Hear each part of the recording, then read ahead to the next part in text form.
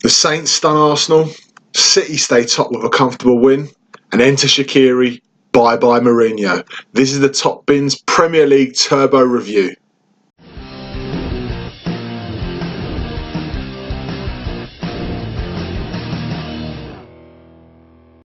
I'm Mike and he's Dave. Hold on. Where's Dave? You are? Alright, well look, Top Bins exclusive right here for you. We've had word that Dave's busy at an interview at the moment with Ed Woodward for the United job, so you're stuck with me for today, lads. But look, while Dave's off doing an interview, wish him all the best of luck with the United job. I know you do a cracking job, better than Mourinho, mate. While he does that, we'll get stuck into the review for last weekend's Premier League action. Action's coming thick and fast. As you can see, I'm at home in Blighty here, outside the Royal Standard pub. Love it, mate. Absolutely love it. Look, let's get stuck in straight into the action. Highlights of the weekend for me: City got the job done, 3-1, but nowhere else I can start other than at Anfield. Liverpool with a massive 3-1 win over United. And look, I mean, I felt it ended the way that you thought it was going to end before the game kicked off. United were toothless. They didn't offer anything. They paid Liverpool way too much respect, and Liverpool punished them. Look, it did take a couple of deflected goals towards the end for them to be able to get the 3 points and get the win. But 36 attempts on target, that says a lot. That says a lot about the game. It says a lot about how United set up as well. They were poor all over the pitch. United lacking confidence, devoid of confidence throughout. No Pogba starting. Sanchez still away out injured on the bench. Don't know where he is, at home with his mum or his cats or his dogs, playing the piano. Liverpool were good value. I thought they did very well. They kept possession brilliantly. One of the strangest bits of this game, the substitution at half time. I think this is Mourinho's final bit of insanity before he got pushed. As we all know, he's now no longer Man United manager, and that Dave is going for the job. When he took off Dalot at half time for Fellaini, it just blew my mind. Going in at half time at 1-1, really good result at that point for United. Not doing too badly in the first half in terms of containing Liverpool, and most importantly containing Robertson, who adds that extra dimension for Liverpool going forward, and helps bring into play the likes of Salah and Firmino and Mane. And if you can stifle that Robertson threat, then you got more of a chance against a team like Liverpool. And I thought that Dalot actually did that pretty well. Like, going forward, he didn't really offer much, but defensively, he actually stifled Robertson. And Robertson didn't do much in that first half. And then to take Dalot off and bring Fellaini on, I don't get it, lads. I just don't get it. Like, if anyone knows why Mourinho, if there's any tactical reason you can think of as to why you would do that, put it in the comments now, because I have not got a clue, lads. It is just, it was a shocking tactical switch, the wrong thing to do, and United got absolutely punished for it.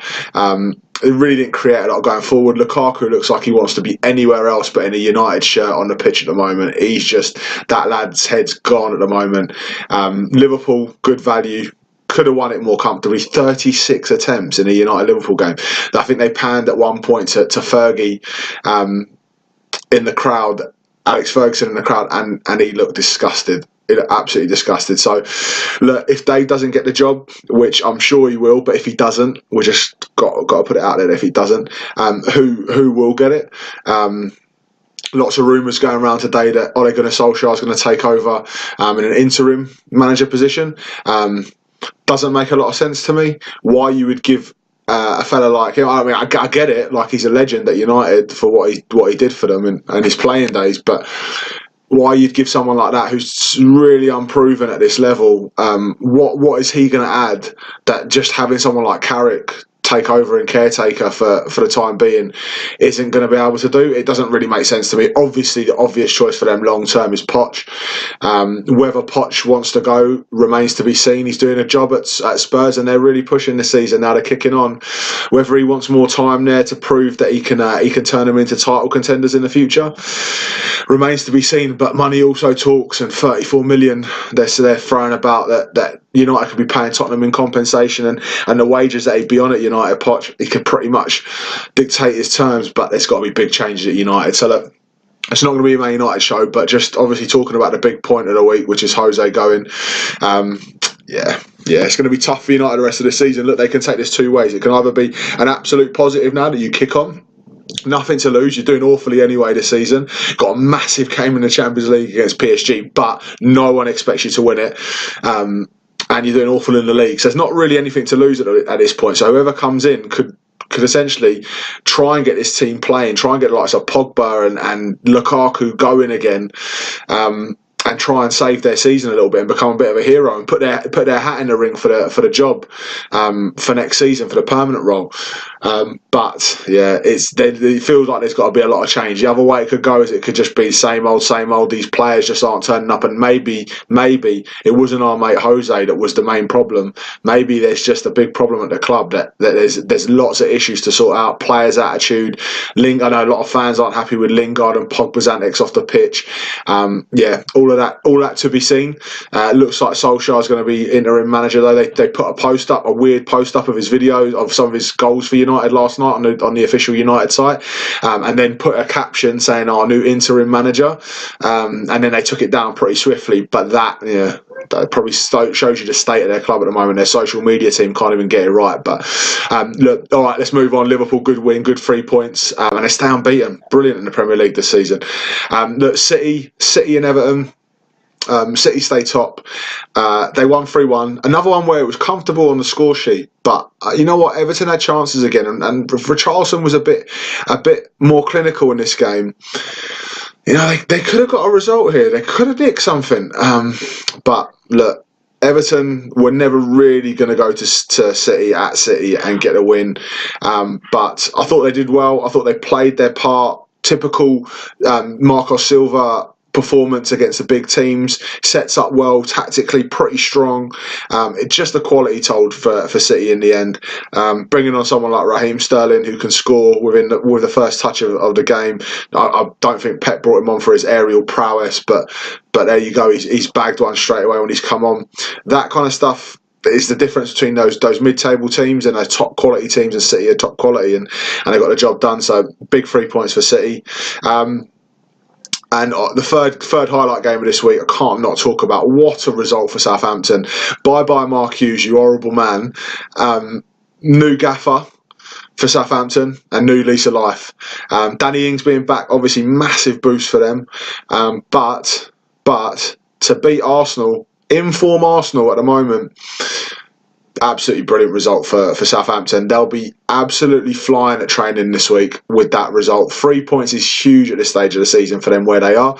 They've got some massive games against Huddersfield and Cardiff coming up this month, which are both 6-pointers. But let's talk about Southampton's performance. Danny Ings, 2 goals, 2 very good goals as well from Danny Ings. I was very impressed with his performance overall. I thought as a link man, he was brilliant all over the pitch. Scored 2 really, really good goals. Charlie Austin got the winner. My boy Charlie Austin. Bit of park life for him. That was lovely to see him score a goal. He's a good striker, works hard. But yeah, probably Leno, he's talking to Austin at the end of the game saying he just missed it by this much, but you got to think if he's going for it, he's got to get there.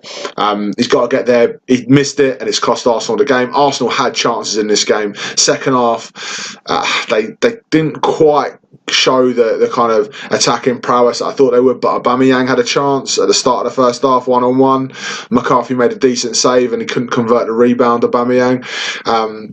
Mkhitaryan looked good in this game as well for Arsenal. I thought he played well, and it was influential in everything that was good for them. But overall, Arsenal's defensive vulnerabilities come back to the fore. We saw them at the start of the season look pretty shaky at the back. You conceding 3 against the bottom of the league, Southampton, you're going to be in trouble, and that is not the form of a top 4 team. But having said that, we all know that they could kick on next game with their attacking threats and get a result. So look, they'll probably chalk that one down to Southampton having a real buzz first home game with their new manager. And Arsenal will have to pick up quickly off that because this game's coming thick and fast for them, and they won't want to dwell on a result like that. So massive result for the Saints. Glad to see the back of Mark Hughes, and 3 points for Southampton's massive. Another cracker, Watford at Vicarage Road. Watford won 3-2 against Cardiff. This was like a goal of the season highlight reel. There was just absolute bangers. Junior Hoylett, where was that for QPR, mate? Banging goals in. 2 goals, 2 absolute screamers he scored this season now. Cardiff fans are writing on the forums, does he score ordinary goals, that lad? Unbelievable stuff. But again, Watford, I feel, were good for this. I know Warnock had a bit of a moan about the referee and him only being his second Premier League game in charge, but look, both teams had the same referee, so it's nothing. I don't think you can call it based on that. Refs have got to get experience. Yes, Andre Mariner was on the bench for the refs, and he could have ref the game instead. But how are you going to get new referees blooding through if you're not going to give them games like this, like Watford against Cardiff in the Premier? I mean, you have to give them games like this to get Premier experience. So I don't buy that from Warnock. I think that Watford were a better team. Watford were always going to win this game, and Cardiff, I think, with a late flurry, made it more of a game than it probably actually was kind of after the first half, and what Watford showed. So great result for Watford, back on track after being pegged back last minute against Everton the week before. They'll be delighted with that result. So yeah. Chelsea getting a 2-1 win against Brighton. They look comfortable, Chelsea. Hazard had a fantastic game, dominated, looked like the special player that we know he is, but he's only showing us in fits and starts this season. But they were very good, Chelsea. I think 2-1 actually flattered Brighton. I don't think Brighton were at the races at all. First half, they were awful. Chelsea absolutely dominated them. It could have been 4 or 5-0 first half. And Chelsea will be pleased to get that result, because it's not an easy place to go to, the AMX, on a Sunday. Big game. Fans are up for it. Winter. Lots of games coming thick and fast. It's a tough place to go, but they did well. They got a result, and fair play to them. The Spurs, they keep going. I tell you what, they keep going. They're 0-0, 93rd minute, and Christian Eriksen pops up, scores that goal. He's a difference maker for Tottenham. Christian Eriksen, we've said it before on the show. He's definitely a difference maker, and he made the difference this week, scoring that goal for Spurs. Very, very good goal. Very well taken. Burnley will be absolutely gutted with that. They fought valiantly for that 0-0, for that point. Dicey will be gutted. He wouldn't have expected anything, but when you're in the 90th minute and it's 0-0 away at Spurs, you are thinking, what a point this is. And then Eriksen's broken Burnley hearts. Joe Hart's getting the head and shoulders back out, crying himself to sleep at night and having a shower with his head and shoulders. But yeah, look, it didn't quite work out for Burnley, but Tottenham carry on their march. They keep picking up points. They've picked up some impressive results in the last few weeks, and yeah, we know they haven't got depth in their squad, but when they got all their players fit, which they're close to having at the moment, they're a dangerous team. They're going to cause anyone problems. So yeah, look, let's have a whip round the rest of the games. Wolves against Bournemouth, massive result for Wolves. Love to see it. At home, Diego Jota, whatever his name is, playing out of his skin at the moment. Brilliant, influential for Wolves at the moment. Really the difference maker. He's assisting, he's scoring, he's doing lots for fantasy teams all over the land. Great little player. Loved him when he was in the Championship. Thought he's a very, very talented lad.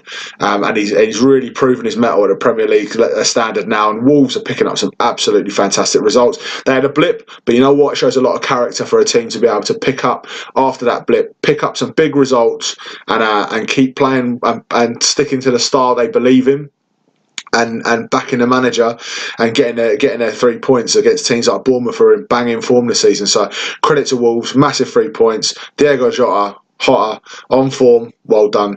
Newcastle Huddersfield was never going to be a cracker, was just never going to be. But Rafa, what a job you're doing there, son. He's getting about 50p to spend on players.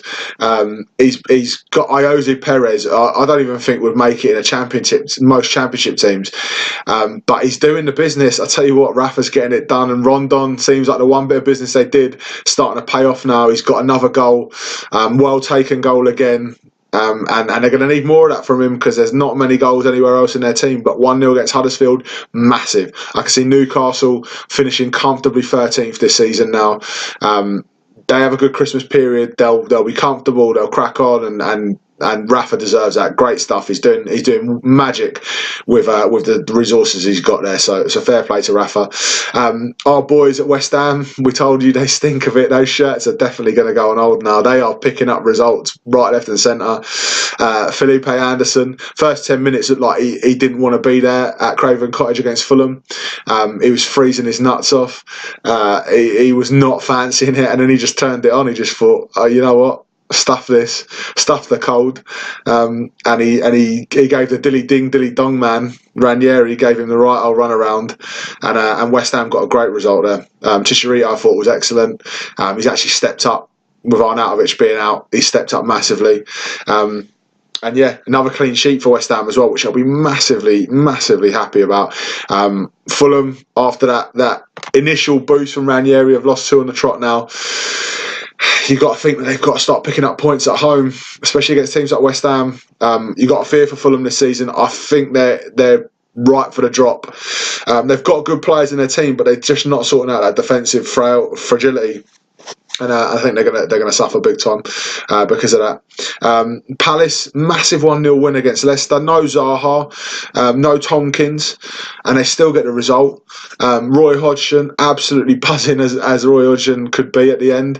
I think he's pretty happy that he can get rid of the tag of no Zaha, no win. They finally get that win. It was scrappy. It was an horrible game, but great result for Palace. They needed those 3 points going into the big fixture list for Christmas at the moment. So fair play to Palace. Great stuff. Yeah, look. It was a great weekend of Premier League football again. In standouts were the Southampton and the United games.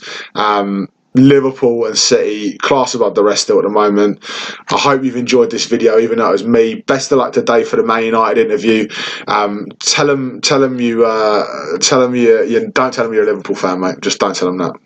And don't throw any bottles either. No throwing bottles, mate. 2 tips for you for free. Call me though. I hope you've liked the video. Make sure you hit like, make sure you hit subscribe. Don't forget to check out our previous videos, and don't forget to check out me doing a solo preview as well later on this week to give you all of the lowdown on what's coming up this weekend. Head over to Facebook. It's facebook.com/TopBinsFantasy. I've loved it. I hope you've loved it. Thank you very much.